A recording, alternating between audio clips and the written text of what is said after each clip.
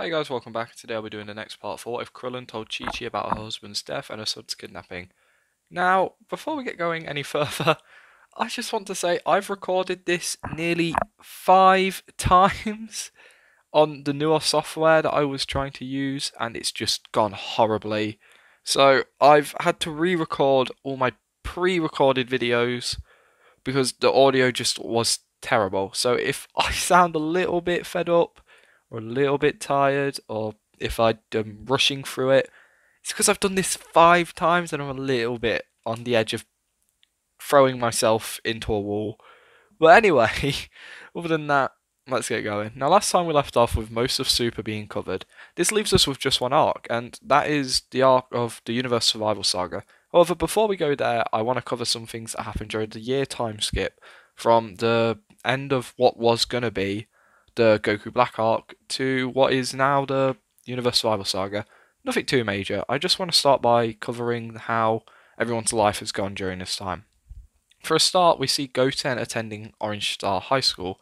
This is thanks to him now being about the same age of his brother from the Buu Saga, and his mother wanting him to attend to make sure that he has got some life skills on him. He doesn't really enjoy school, but he attends for his mother's sake, and he tends to realise that he likes training a lot more than studying, but he does do his schoolwork and tries his best to make his mother proud. And this leads to him not spending too much time with Whis. He will go and train pretty much every weekend or any holiday he gets the chance, but for the most part he is at school a lot of the time. However, he does unlock Super Saiyan Blue during this time. One is a very similar story to his canon counterpart, thanks to the fact that Pan is now 1 and she's probably a bit more expensive to look after now. He's having to work a lot more, and plus he had been taking a lot of time off work to be training with Whis, so he can't really do that anymore. Plus he wants to spend time with his wife, so he doesn't train with Whis as much. However, he will go and train every now and again, and because of this he does also unlock the Super Saiyan Blue form as well. The likes of Broly has continued his training, pretty much just the same amount as he was doing before, and this leads to him spending a few weeks at a time with Whis before he heads back home to spend time with his father. But the Saiyan had gotten his Super Saiyan form under lock, and is learning the Super Saiyan God forms now. But he plans on taking his own route with the Super Saiyan God forms, but first he wants to get down God Ki. He has loved his life on Earth, his father seems to be enjoying his job, and he's just enjoying spending time around very pleasant people. Now, the likes of Goku has spent the last year training with Whis mostly alone, thanks to the fact that Gohan, Goten, and sometimes Broly might be a little busy. He gets Whis a lot to himself, and at the start they concentrated on getting him better used to God Ki, but Whis realised that Goku probably has the correct mindset in him to maybe learn some more about Ultra Instinct, and the Angel began to push down some of the principles that you need for it, with Goku actually getting on track to unlocking the form. He had unlocked it maybe once during a training session, with this impressing the likes of Whis and Beerus, and they did start to train a lot more to try and get it down. However, Goku just couldn't ever reactivate it. It seems like there was a bit of a blockage for Goku being able to do it, but for the most part that one activation was proof that the Whis needed that Goku can do this. Now, this means that Goku is actually leagues above his canon counterpart, and for the most part, he's enjoying his time alone with Whis. He doesn't really show off the Ultra Instinct form to anyone else. It's going to be a surprise whenever the next big fight comes around. But for now, he's enjoying his training with Whis. And finally, I want to talk about Piccolo. I'm not going to cover the Earthlings, as they are pretty much doing the same stuff, if not training a little bit extra more. After all, Krillin will probably be pushed around by Piccolo a little bit, so he's probably training, so will Yamcha. So they're probably training still. Now, Piccolo had kept up his training with the Kais. He's still a Kai apprentice here. However, he doesn't just train with the Kais anymore. Sometimes he will pay a visit to Whis. And that's because Goku does spend a lot of time on his own with Whis, so he offers to come up and visit him every now and again, which does lead to Shin and Beerus having a bit of a better relationship, and the Kais and the God of Destruction having a bit more respect for one another. And Whis has actually taken a liking to Piccolo. He's nothing like any of his other students. All the other Saiyans are quite relaxed and quite easygoing. Piccolo's quite serious. Whis had to deal with like an easygoing group, whereas in canon he had a nice mix of both Goku and Vegeta. And he actually thinks to himself that Piccolo would make a great god of destruction if they ever needed one. He does keep this to himself, but it's something he does keep in mind. Now, thanks to some small training from Whis, Piccolo is actually a good amount stronger. Plus, he's training with the Z Sword. It's just all really good fun for them. But after a year of doing this, Goku has grown bored. He just can't really find anything interesting to do. He even went home and farmed for a week. God, he was bored that week. But he just needs a bit of entertainment. So one day he actually remembers his and Zeno's conversation from almost a year ago, and he's still got the button from Canon, and he clicks it, taking himself to the god. With Beerus and Whis freaking out a little bit, Goku and Zeno get to catching up, and Zeno is so excited to see Goku once again. He is sad that Goku took so long to show up, but he is happy that he's here. Goku apologises for taking so long, but he says he has a fun idea planned if he wants to go through with it. They could hold a tournament, and the sounds of a tournament, much like they did years ago, makes Zeno's eyes light up. He agrees almost instantly, but he also realises he doesn't know anything about tournaments, and asks Goku some, information about it. Goku shares all the stories of his tournaments from the past, and also gives an idea of the rules for the tournament. He says how most of the time there's no killing, if you get ringed out, you're out of the tournament, no weapons or outside help, and finally the winner gets an awesome prize most of the time. And with Zeno hearing this, he asks what do the losers get. Goku says how normally they just get to watch the rest of the fight. Nothing really ever happens.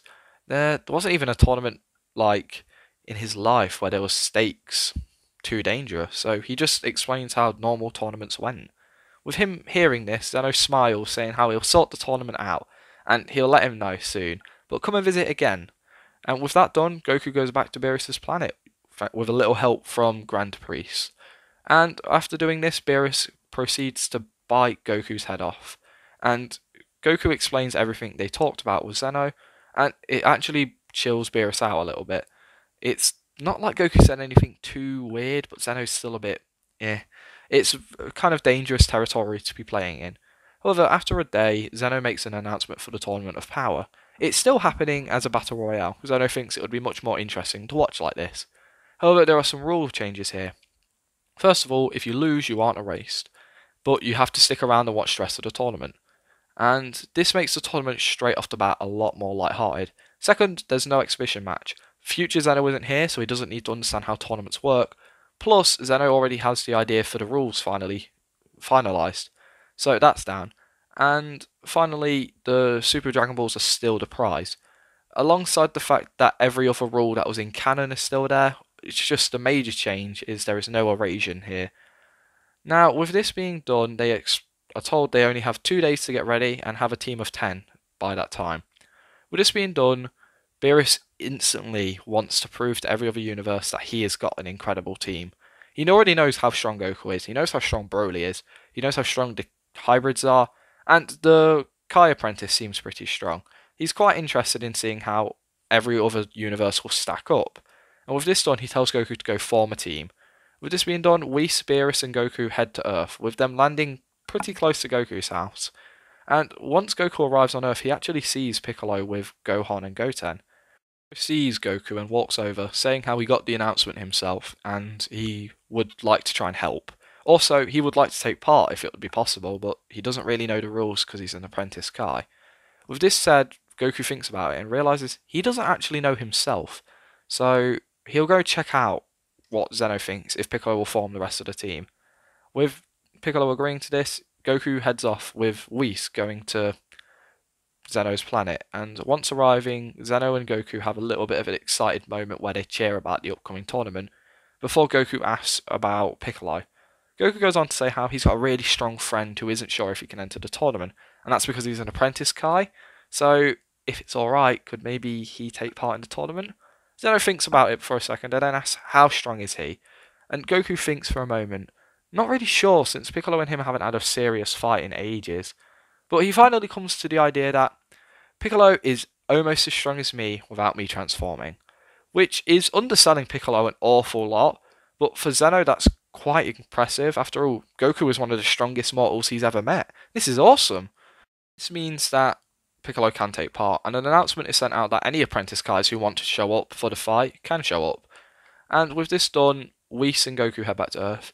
On the ride back, Whis even makes a little joke saying how Goku really undersold Piccolo there, and Goku just sort of laughs, thinking he couldn't think of anything off the top of his head. He almost said he was his rival, but Broly's more of his rival, so he didn't want to lie. And like that, they head back to Earth, with them heading back to where they can sense the most people, which is Capsule Corp, and this is where we see the final team. I'm not going to cover the recruitment arc, because it's pretty easy. Piccolo has the Kai Kai, he can just jump around and get everyone. And the final team we have got here is Broly, Goten, Gohan, Krillin, Tien, Yamcha, 18 and 17, with the last two members being Goku and Piccolo. And these all were picked up for pretty much the same reasons, however, it's automatically described as a much more light-hearted tournament. But there is some things I need to clear up. First of all, the Saiyans are here mostly just to have a bit of fun. Goten and Gohan are just going to, see how strong they are and see if their training's been paying off. The Earthlings are here because they don't really like to lose. They used to take part in tournaments and they would fight hard as possible. And going to a massive tournament that's universal sounds really fun. And finally, 18 and 17 are here to try and get a wish on the Dragon Balls after all. They want money and a boat, so if they use the Super Dragon Balls, that's just awesome. And with this done, they have 2 full days to train. Now, it's not really needed. Like I said, it's a light-hearted tournament, but everyone thinks it would just be a fun way to win. And the Earthlings automatically say, Saiyans just go into the time chamber. It'll be a great way to confirm our victory. Piccolo agrees with this and turns towards the 2 hybrids, grabbing them by their shirts. With Goten and Gohan really confused, Piccolo says, "Don't you get it, boys? We're going into the time chamber together. I need to make sure you two are up to date on your new training." The pair of brothers looking at each other and then back at Piccolo, asking what does he mean new training. Piccolo just sort of smiles, saying, "I've heard you two haven't been training with Whis as much, so I'll be putting you through a test. Let's hope you two survive." Before grinning and flying off towards the time chamber, the boys weren't actually going to go into the time chamber. They believed they were quite strong. However, it won't hurt them, they guess. After all, it's only one day. They aren't looking forward to this. Piccolo is very scary to train with, and Krillin, when he sees them fly off, lets out a sigh of relief that he doesn't have to train with Piccolo. Last time he got dragged into the time chamber, he wanted to leave almost instantly.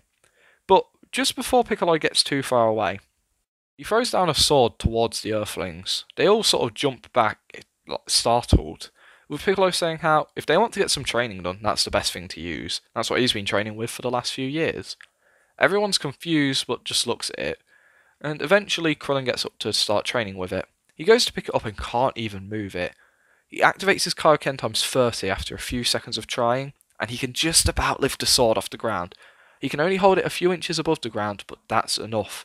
He begins to move the blade around, trying to get used to it, before he gets too tired and drops it. And once he's done it, Tien steps up, doing the same thing, however he was able to hold it just a slight bit higher. And after a few minutes, he drops it. Finally, Yamcha does the same, and he holds it a bit lower than Krillin. But they keep doing this pattern for a good day, actually. And this is all while Piccolo, Goten, and Gohan are in the time chamber. And after a full day, they're actually able to lift it very easily. They have to use their Kaioken times 30, but they can still swing it around with a good bit of ease.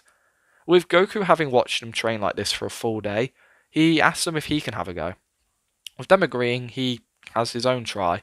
With him moving the sword around a little bit as well, it's not too hard for him. And he says how this is really good training. He understands why Piccolo uses this thing so much.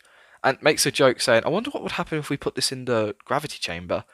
With everyone sort of nervously giggling, they get back to training. However, Piccolo and the boys soon leave the time chamber. With everyone sensing this, Goku and Broly say goodbye to everyone before heading up to the time chamber. They don't plan on spending a full day in there. They are quite good on training. They just want to get their own little things down. With this happening, the likes of Goku and Broly head into the time chamber, with Piccolo, Goten, and Gohan having already explained to Kami what this tournament is about. They don't really need to go through anything here. A side note is Kami, because he heard it's a light-hearted tournament, doesn't feel the need to fuse with Piccolo, and this leads to them not fusing. Kami has managed to make it through an entire What If without ever feeling the need to fuse, which is kind of a good thing, but it leads to a significantly weaker Piccolo than we could have had. Anyway, after the two head in, they head in with their own individual goals, with Goku wanting to get down Ultra Instinct and Broly wanting to get down the God form. and the two head in, only planning on spending 6 months in there. That's all they think they'll need. Now, down with the Earthlings, Beerus has been looking at the sword for an entire day and he can't put his finger on why it looks familiar to him. It's driving him insane though, and the more he looks at it, the more he doesn't recognise it. He hopes that maybe he will just recognise it at some point, but for now, it's just something that's a distant memory to him. With Piccolo arriving, the Earthlings thank him for letting them use the sword, and offers to give it back to him. However, he tells the Earthlings to keep training with it, and if the androids want to go, they can have a try. But the androids just deny this, saying how they don't really plan on doing much. This tournament's for fun anyway, just be a good laugh. Plus, if we win, and we get a wish, we could have the coolest boat ever. And 18 hits her brother, saying how we're wishing for money, remember? And the two get into a little bit of a squabble. Now, after a few hours, Goku and Broly do come out of the time chamber, with them being a good amount stronger. Nothing too major, but it's still noticeable. And here's how I'm going to rank everyone in terms of power before we head off to the tournament. Keep in mind, I do it so in the highest form they have. So, for example, Super Saiyan Blue Kaioken for Goku, whereas for Gohan it would be Super Saiyan Blue. The idea is that if you have a form which could give you the slightest advantage, I would give it to you. However, I'm going to let you know that I'm not counting Goku's Ultra Instinct. It's not something I think I'm just going to use here. I think it's pretty obvious if Goku has Ultra Instinct, he's in the lead. However, I'm just including his God forms.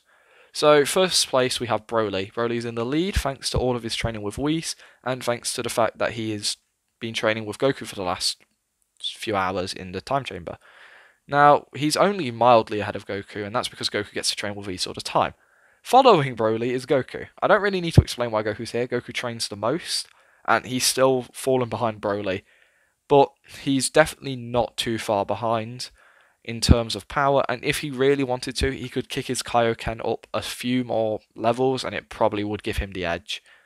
Following along behind their father is Goten and Gohan. They're both level, even though I would argue that maybe Goten trained a little bit more, but thanks to the year in the time chamber with one another, they are definitely about the same level. And this doesn't really need to be described. They don't train as much with Whis, however this year of training in the time chamber was just enough to get them this strong. Following along behind them is Piccolo, and Piccolo's probably not too far behind. Thanks to the fact he's trained with Kais, he trains with Whis a little bit, and he has the Z-Sword. He's pretty strong, so I don't really need to go into too much more detail. Following along behind that is Android 17 and Android 18, and they're about the same strength as they were in canon, so I don't need to go into too much detail. Following along behind them is Krillin and Tien. They're about level, thanks to the fact that Krillin had kept up with his training a small amount. And Tien never stops training because he's a goddamn unit, so I don't need to say any more. In last place is the bandit, Yamcha. Thanks to the fact he has a family, he probably kept up training a little bit. Him and his son Trunks do train every now and again, but Trunks doesn't really train, and Yamcha wants to be a baseball. So that's all I need to cover in terms of ranking. So let's head in. They're probably one of the first teams to arrive, being realistic. Goku's a very eager person, he probably wanted to show up a few minutes early. And after waiting around a little while, all the universes begin to roll in. Universe 6 eventually rolls in, and they go over to say hi. When Cabba and everyone catches back up, but Goten and Hit stare each other down for a few minutes, before shaking hands, saying how they'll meet out in the battleground. But Cabba introduces to everyone else to Kale and Khalifa, and things here go mostly normal. Goku does go to say hi to Jiren, seeing he's the strongest, and he flexes his power just a small amount. Now, let's get going to the start of the tournament. The first thing that's really normal is the fact that everyone circles up in the same spot, like in canon. They planned out the same plan like they did in canon, but there's a few exceptions. Goku, 18 and 17 all wander off. Broly sticks around with Gohan and the others because he wants to follow Gohan's plan. Now, there's a difference here. The Ninth Universe still does go for Goku here, but not for the same reason as in canon. They see someone wandering out alone, and he's being quite aggressive, picking off anyone he can find. And this leads to the Universe 9's strongest fighters, the Trio de Danger, and they come after him. Goku is able to fight them all alone, however, the only downside is he doesn't know how they fight. Keep in mind, he's never fought them before, but he's actually able to hold them off. He's probably only using his Super Saiyan Blue form, and he's probably not having to go all out here. But he's actually doing okay. But the only issue that shows up is when Lavender uses his poison. Goku doesn't know what the Wolfman can do, he poisons him, and this leads to Goku now being on a timer. Goku realises that he's in trouble and decides that he needs to go all out. He lets out a massive burst of energy, and this knocks the Trio de Danger off him, and in one big attack, he knocks them out of the arena. With this done, he turns down to Super Saiyan to finish off the rest of the universe single-handedly before the effects of the poison start to feel too much for him. He drops out of Super Saiyan, falls to the ground, and lies there for a minute, unsure of what to do. He can't really move, he's knackered, and the poison is really starting to hurt. However, a figure appears from the distance. Frost has walked out in his final form. He gives Goku a wave and is quite friendly. He asks Goku what's happened, and Goku explains the whole story. Frost laughs, saying that was a really dirty way to play, wasn't it? And picks Goku up and starts walking him around, trying to look for the likes of Piccolo to get a heal. Goku asks why Frost's doing this, and Frost says, well, we know, we're neighbouring universes, gotta help someone out. And Goku feels really reassured that Frost is actually a good person here. After all, Frost never broke his bravado in the last fight, so he's still good guy Frost here. As they walk around, Goku realises that they've actually gotten really close to the edge, and he doesn't think too much of it. He suddenly feels his whole body get flung over his shoulders, and Frost has finally shown his true colours. He waited to see someone get weak, and because he never lost the bravado, he got to play it again. And Goku's trusted him here, so he fell for it quite easily. With Frost trying to throw Goku over the edge, the Saiyan managed to have enough energy in him to dodge and keep into the arena. And with this done, he gets ready to kick Goku off, saying how you probably shouldn't have trusted an enemy. If I can get those Super Dragon Balls, I can become immortal. And gets hit in the back of the head, wincing out in pain, stopping his sentence. Behind him is Krillin in his Kaioken times 30, and the bold warrior stands there, and he's here for revenge for his canon counterpart. He takes a fighting stance, telling Frost to back away from Goku. Krillin just stands there, trying to make sure that he seems intimidating, and also keep Frost's attention. Now, Frost starts laughing, saying how he wants to lose as badly as his friend does, really confused. However, with Frost turned around, Piccolo appears behind him, grabs Goku and disappears, thanks to the Kai Kai. And with this done, Krillin smiles before charging straight at Frost. Now, Frost is in his final form here, keep in mind, but I honestly think I could say Krillin has a chance. Not that I believe that Frost is weak, but Frost is arguably weaker than his canon counterpart because he didn't go through that intense trying to survive on his own thing that he did in canon, remember? And Krillin, being a tactician, probably finds a way to get around Frost's, overbearing strength. Because I'm not going to beat around the bush. Frost is pretty strong, but I believe Krillin does have it in him to win. Krillin probably uses his new Solar Flare times 100, and that probably blinds him. He's able to kick him out of the arena, or he's able to do anything. He's quite smart. Smarter than me when it comes to battle strategies. But with that done, the human gets revenge for his canon counterpart, and he heads back to his group, happy that he had helped in some way. And now things here do begin to go normal, and like I've mentioned, Universe 6 is down 3 Super Saiyans, so this has led to the 3 Saiyans sticking together, and with the lost form, it leads to Kale never going berserk, alongside the fact because this tournament is for fun, the Namekians haven't all fused into 2 beings. It's just a few Namekians, maybe 3 or 4, and that's led to them being much weaker. Universe 6 has a much weaker roster here, and this leads to some of their fights being a lot harder. However, on the other side of the scale is Universe 7's team. They are having a lot easier time here, thanks to the fact that, first of all, everyone's just a lot stronger. If anyone is a bit weaker, they have a bit more coordination. They don't have the oddball of Frieza, and because it's not everyone roaming such as Goku and Vegeta, they still have Broly, a massive powerhouse, with them.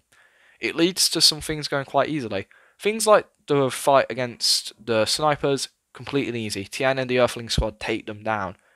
And whenever Ribrianne tries to stop Goku, one of the hybrids jump in.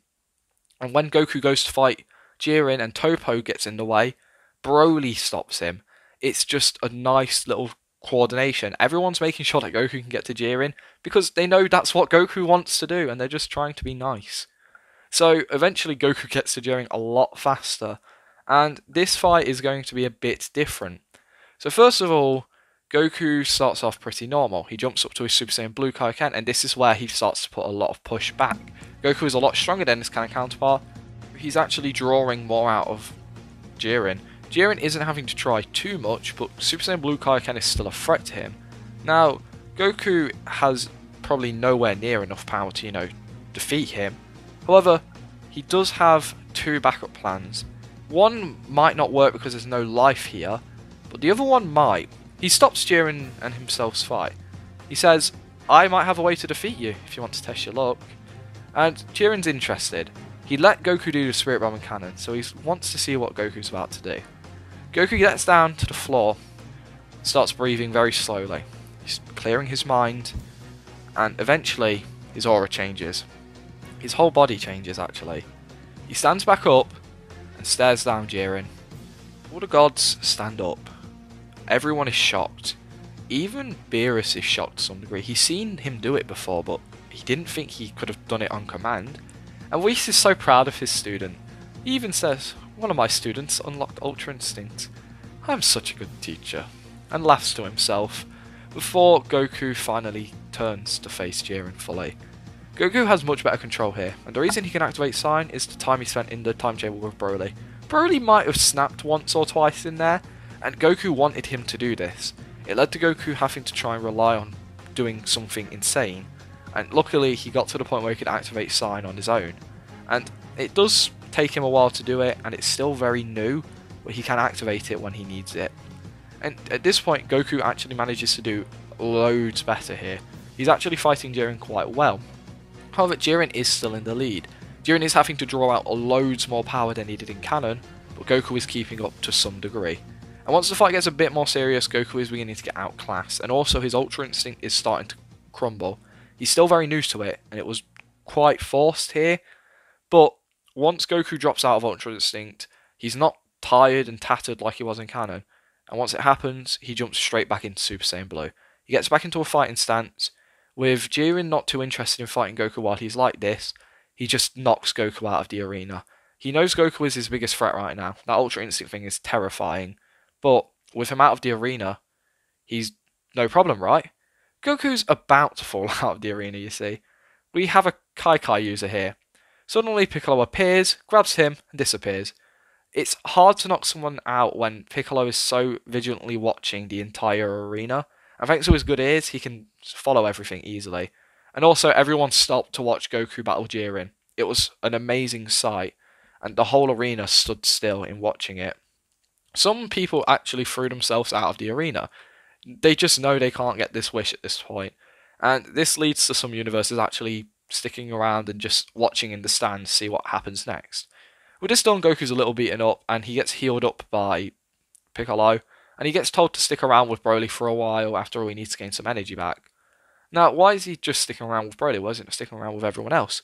Well, because of the fact that, that amazing battle happened and everyone stopped to watch it, it actually led to some people getting split up by a few universes who were sneakily trying to take people out during that.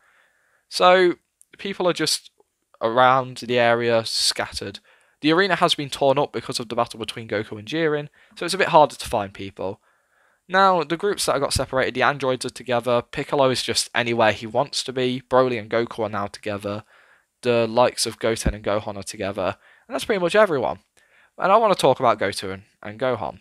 You see, the two stuck together after getting separated from everyone, and Gohan can see his brother desperately searching the arena looking for someone, and he asks what's going on, with his brother saying how he just wants to find someone, he wants a fight, and he wants his revenge. Gohan's confused, but he doesn't really understand as well. Eventually, Goten smiles and runs off in a certain direction, as fast as he can. Gohan is left to fend off against some low-level fighters, but he can do this with ease, and manages to bring them out. After Goten watched his father's fight with Jiren, he feels so fired up, and he wants to get his own back, and he knows who he wants to fight. He saw Hit off in the distance, and Goten had ran towards him. He had to fight through one or two people to get to him. However, he managed to make it, and once Hit heard the boy shouting him, he turns towards the kid, smiling, and he asks him, "Are you planning on losing so early?"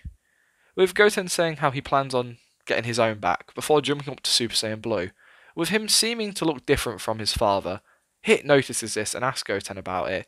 Goten goes on to explain how he's mastered the form unlike his father. He planned on doing it during the time he spent training with Whis. However, he spent a bit of time in the hyperbolic time chamber, so he got it done then. With Hit pretty interested now, he turns his attention fully towards Goten. The two get into a fighting stance and get ready to throw down. However, one voice interrupts it. The likes of Dispo sees the fight's about to break out and comes to join in. Turns the fight from a 1v1 into a 3-way, and Hit is pretty much Dispo's main target. Dispo wants to show up Hit, the person who can stop and control time pretty well, with his amazing speed. And with this done, Goten and Hit have no real arguments. It's a battle royale, they should have expected it. And with this done, Dispo takes the first move. Hit goes to make the first move, however, Dispo counters it with ease. Goten stands there in shock at what just happened and is surprised at the speed. However, he joins into the fight. At first, Goten is the underdog. He can't keep up with the speedy combat, with Hit actually trying to break down how Dispo moves, much like Goten did to him ages ago. However, he's also formulated his own plan to take down Dispo. With Goten already knowing how Hit fights, he's mainly working on how Dispo fights, and the boy is actually able to predict some of Dispo's moves now, and he's managing to land some good blows on the Pride Trooper. Alongside this, he gets some hits on Hit. Whereas Hit and Dispo are just trading massive blows with one another, Dispo eventually does see Goten as a big threat and they start tussling it out a bit properly. Goten coming out of it the least injured thanks to the fact that Dispo didn't see him as a threat and Hit was the only one who knew how dangerous Goten can be. He's probably the best off. Dispo is really bruised up and so is Hit. It's clear that this is going to end in Goten's favour if it continues this way. However, Goten doesn't want that and shares out an agreement to Hit. I'll help you fight this one, we get our match. Hit thinks about it and then agrees to it. It's not that he's a dishonourable fighter, but he's more interested in beating Goten, and then he'll go fight Jiren. With the two teaming up at this point, Dispo is then at an immediate disadvantage. Because of this, Dispo is beat up even more. Eventually, his friend Kaisni, something like that, I'm sorry I can't pronounce it, I'm terrible at reading things and saying it, he jumps in to help. However, this doesn't help Dispo too much, he's already pretty hurt. More hurt than his canon counterpart was, and this eventually leads to Goten ringing out Dispo and Kaisni, thanks to Hit setting him up. With this done, Goten gets ready to fight Hit. However, when he turns his attention towards Hit, he's gone. Hit's already left. Hit knows the outcome of the match, and he wants to just leave. He knows that Goten at this point would pretty much win, and in this condition, he doesn't really stand a chance. So he's off to fight Jiren. Hopefully, that match will turn out a bit better. Unfortunately for the assassin, we know the outcome of this. Hit just thought he might as well try and do something for his universe to make them stand a chance. But this is where we're at. Now, with this done, Goten heads back to get healed by Piccolo. Not that he needed too much healing, it's just that it's better to be safe than sorry. And now I want to kick things into high gear, so I'm going to speedrun things here a bit. The sisters don't have Super Saiyan, they were ringed out pretty early on. The Namekians and Piccolo still had a fight, but because they're so much weaker, they also get ringed out. Hit is dealt with like normal, Ribrianne and Alilaza are dealt with as like normal, Krillin, 18 and Tien and Yamcha are all ringed out, and the likes of Zamasu and Piccolo have a bit of a run-in. Zamasu's here, yeah, apprentice guys were allowed, and because Zamasu's pretty strong, and he knew Piccolo would be here, he thought it would be a good chance to have a bit of a fight. Piccolo and Zamasu do have a good run, but Piccolo just outclasses Zamasu to such a high degree. Piccolo apologises for having to ring him out so early, but he does so. It's not like he's getting a raise, so it doesn't matter too much. But this comes down to pretty much the normal face-off. However, Universe 11 is down one fighter, being Dispo. The surviving members of Universe 11 are the likes of Toppo and Jiren. The Universe 7 fighters left are Piccolo, 17, Goku, Broly, Goten, Gohan. They hadn't lost too many fighters, and because they're all pretty strong, it was hard to get them out. With them getting ready to face off, Piccolo says how they should split into two teams to fight the last two. But the likes of Broly stands up to Toppo, saying how, if it's alright with him, he would like to fight this guy alone. With Goku nodding, saying how, you'll be okay, right? Broly nods and gives him a thumbs up. And with this done, everyone looks confused but trusts in Broly, with the likes of Goten, Gohan, Piccolo, 17 and Goku getting ready to fight Jiren. Goku was the main leading assault against Jiren, trying his best to use his Super Saiyan Blue Kaioken to outpace Jiren, and not trying to use his Ultra Instinct again. He's not too confident he might be able to do it again, so he's just going to try his best to use Super Saiyan Blue Kaioken. With the help of his sons and Piccolo and 17, he's not doing the best, but they're actually managing to put a bit of pushback on Jiren. He's having to show off a lot more power than he would have in canon, so it's doing something. But I'm not covering this fight. Let's jump over to the likes of Broly and Topo. The Big Saiyan stares down Topo, and the Pride Trooper says how he should have asked for help earlier. When they had a fight earlier on in the tournament, they fought on level pegging, with Broly just sort of snickering to himself. I was far from going all out. I have so much power left to show off, and originally I wasn't overly keen on fighting. The Saiyan over there made me really love it. I'd consider him one of my closest friends, so if you don't mind, I'm going to go all out now. I hope you don't disappoint me. And with this done, Broly powers up to his Super Saiyan Blue form. It looks slightly different from everyone else's though. It's not mastered, it's not like Goku's. His looks completely different. In fact, his eyes are different.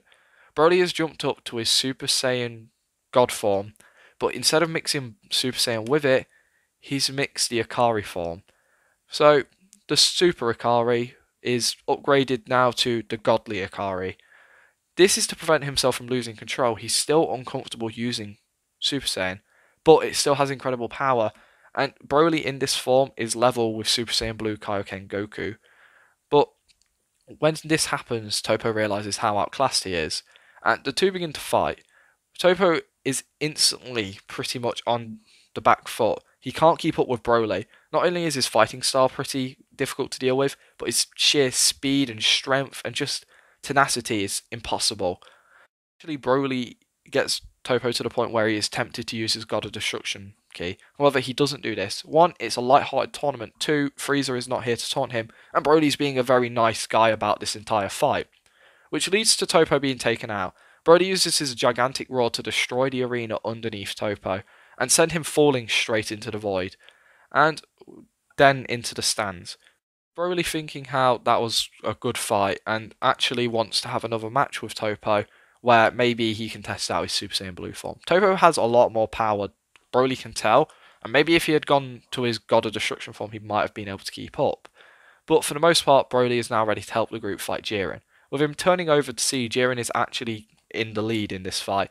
He's beating everyone quite easily, but because there's so many of them, he is struggling, and because they're all so powerful, he is giving out more power. Now, once this is done, Broly charges straight into the battle, landing a massive hit on Jiren. It looks like it could have been almost as good as Goku's Ultra Instinct blows, but it's obviously just falling short. With this happening, the likes of the Sun Bros see an opening and they rush Jiren, and they start their own little three-way clash, with Goten and Gohan trying to do any sort of damage to Jiren. With Broly back into the match, he turns towards Goku telling him to reactivate the form. Even if it takes you 5 minutes, we've got the time. I can hold him off. And with the likes of Goten and Gohan here, I'll be fine. With this being said, Goku does agree, and he drops out of his Super Saiyan Blue form.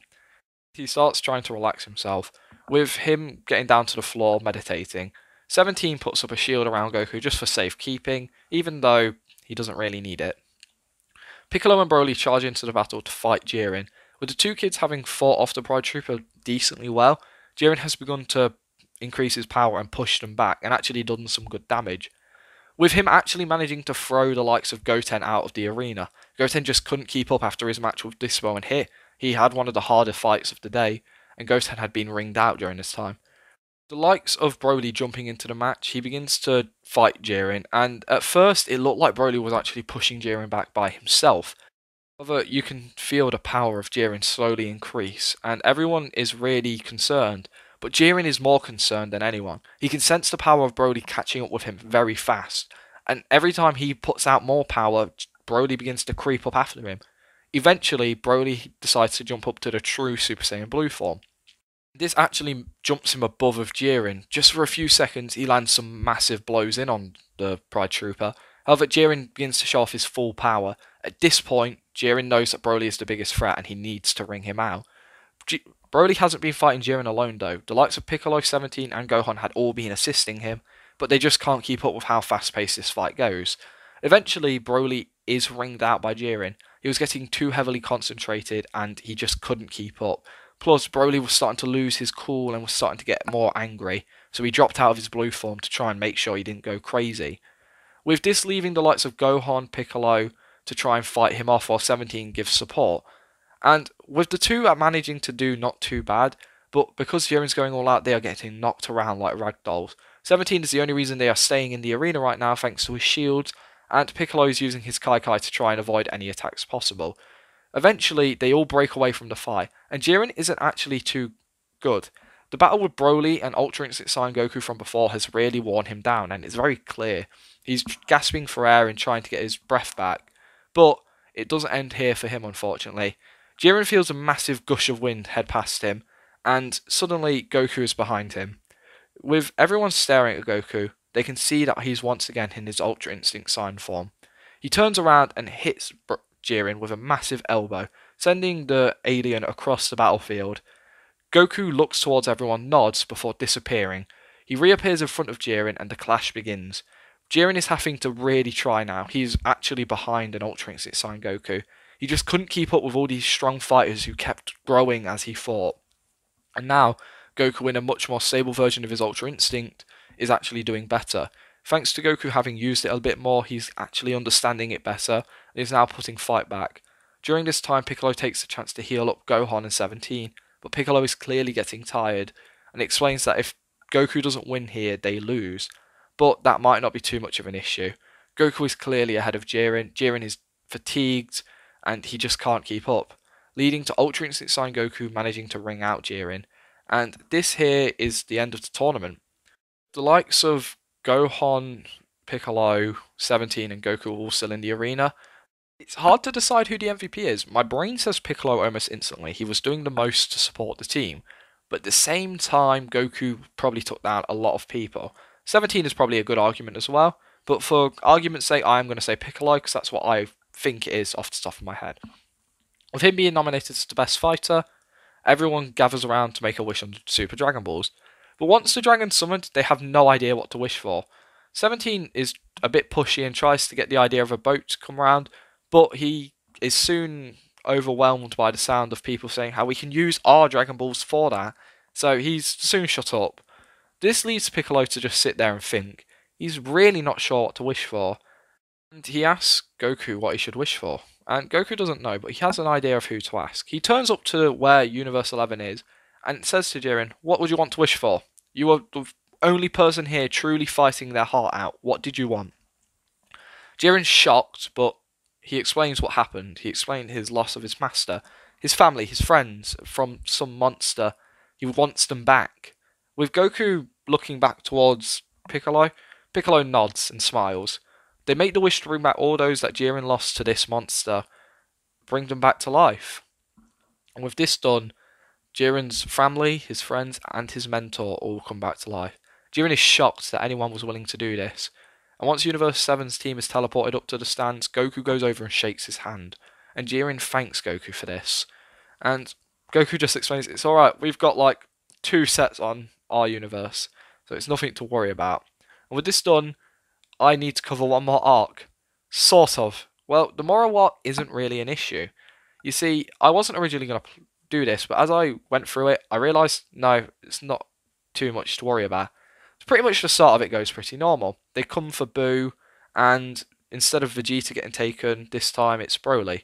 But change really here is that Goku has Ultra Instinct Saiyan at will, and he's probably on the right track to master it. So I would argue that the moment the battle on Namek began, Moro is more than likely captured, and that's the end of the arc. I can't see things going too much more complicated, and maybe it's because I'm not remembering the start of the arc too well, but I just think I don't see Moro doing any good against this team, so this is where this ends. I hope everyone enjoyed, and for the most part, I've loved this What If. I've never not enjoyed writing a part for it. I am going to be sad to finish it, however, I'm happy it's done. I feel like I've said it before, but this one got out of hand at some point, but I'm happy I've changed it so much. I got to play with Broly, love playing with Broly as one of my favourite characters ever introduced. And I also got to play with some of the other characters, and the Earthlings as well. Now, I just want to say that before I do my next Tournament of Power thing, I'm probably going to rewatch the tournament, because I don't remember anything. And for maybe my future What Ifs, I might do the Moro arc as well. But at the same time, I need to reread the manga. I haven't reread it since it came out, and I just need the refresher. But I hope everyone enjoyed. I'm going to have a new What If starting soon, and I plan on playing with Broly a bit more. I'm so excited, and I can't explain how happy I am I managed to finish a What If. I'm happy it was this one. This was one of the few ones where I first started writing it, and I just fell in love because I get to play with the Earthlings. Earthlings are the best characters Dragon Ball has to offer, well, some of the best anyway, and they got to keep up a little bit. I plan on doing something with the Earthlings at some point, but yeah, I don't really know what to end this on. This is the end of this What If until more Dragon Ball comes out. So yeah, I hope people enjoyed. Said again, I'm quite fed up of recording this stuff, and I've still got to go over and redo some other What Ifs. I've got to go and re-record all of the What If Raditz Game for Goku Early stuff, which is coming out after this part comes out. Not too sure if people are looking forward to it, but you know, I enjoyed that last part, and I don't even know if people who watch that What If all watch this one. So anyway, I do hope everyone enjoyed. I hope you all have a great day or a good night, and hopefully I'll see you next time.